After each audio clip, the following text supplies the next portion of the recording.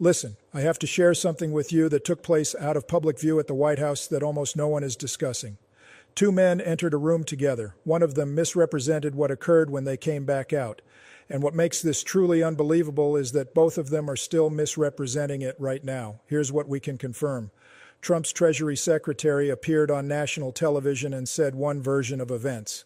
Canada's Prime Minister immediately pushed back against it.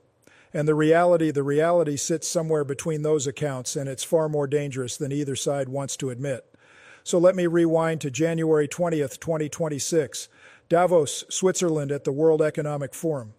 You know, the event where the planet's most powerful figures gather to act like they care about everyday people while eating caviar and cutting deals that impact billions of lives. Mark Carney steps up to the podium and doesn't hold back. He stands there and essentially announces that the American world order is finished. Not fading, finished. He says the rules-based system that's kept relative peace since World War II is over. And he does it without saying Trump's name even once. But everyone in that room knew exactly who he meant. Now, what I'm about to show you changes everything because Trump is sitting in the White House watching this and he's livid. The following day he fires back, says Canada only exists because of the United States, says Carney should be thankful. And then this is where things get interesting. He pulls Carney's invitation to something called the Board of Peace. Yes, apparently that actually existed, but here's what no one saw coming. A week later, Trump grabs the phone and calls Carney. They speak for 30 minutes, and when the call ends, both sides give completely different accounts of what was said. Treasury Secretary Scott Bessent goes on Fox News.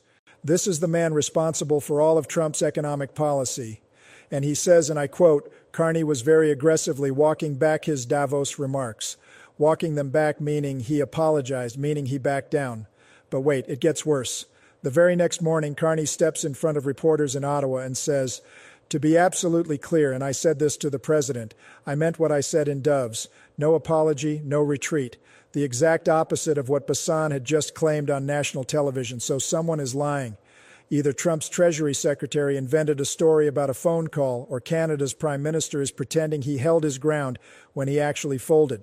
And both possibilities are terrifying when you think about what's at stake, because this isn't just about bruised egos or political drama. We're talking about the economic relationship between two countries that exchange $2.7 billion in goods every single day. Every single day. That's not a mistake. Now, what I'm about to tell you will sound crazy. Reports say Trump slapped tariffs on Canada at 25%, then 35%. And at one point, he threatened to raise them to 50% on steel and aluminum. 50%. Do you grasp what that implies? That's not a negotiating move. That's economic warfare. Canadian factories began shutting down.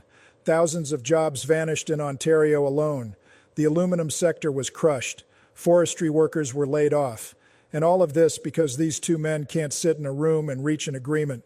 But that's not even the real story. The real story is what happened when they finally met face to face. This is the part that kept me awake last night because in early February, Carney flies to Washington. It's his second visit to the White House since becoming Prime Minister. And before the meeting, Trump is doing his usual routine, telling reporters Carney will leave very happy, saying, Canada and America have mutual love. Smiling for the cameras, they go into the Oval Office, just them and their teams. And when they emerge once again, two completely different versions of what happened inside. Official readouts say the meeting was constructive and substantive. They'll continue working on deals covering steel, aluminum, and energy. Cabinet members will quickly land agreements in the coming weeks. Standard diplomatic language that means absolutely nothing. But then you start hearing what was actually said in that room, and it's not pretty. Trump tells Carney there's a natural conflict between Canada and the United States, not competition conflict. He says both countries want the same thing, steel production and car manufacturing, and therefore they can't both win. Carney tries to soften the message, says they compete but are stronger together. A classic diplomatic pivot, but you can see it in his face in the photos. This isn't going well. And then Trump, because of course he does, brings up the 51st state idea again. Jokes that if Canada just joined America, all the tariff issues would vanish. Carney has to sit there and act like it's funny. Here's what no one is talking about. This entire saga began with that Davos speech. Carney stood on that stage and said, middle powers, countries like Canada, need to band together because if they don't, they're on the menu. His exact words, if you're not at the table, you're on the menu. He talked about how the rules-based order was always partly a fiction, how America exempted itself when convenient, how international law was enforced differently depending on who broke it. And he said, all of this needs to stop. Countries need to stop pretending, stop putting signs in windows just to avoid trouble. It was one of those speeches that earns a standing ovation in the room, but creates enemies in Washington. And Trump doesn't forget that kind of thing. So let's talk about what's really happening, because the surface story, the one about tariffs and trade talks, isn't the real story. The real story is about power.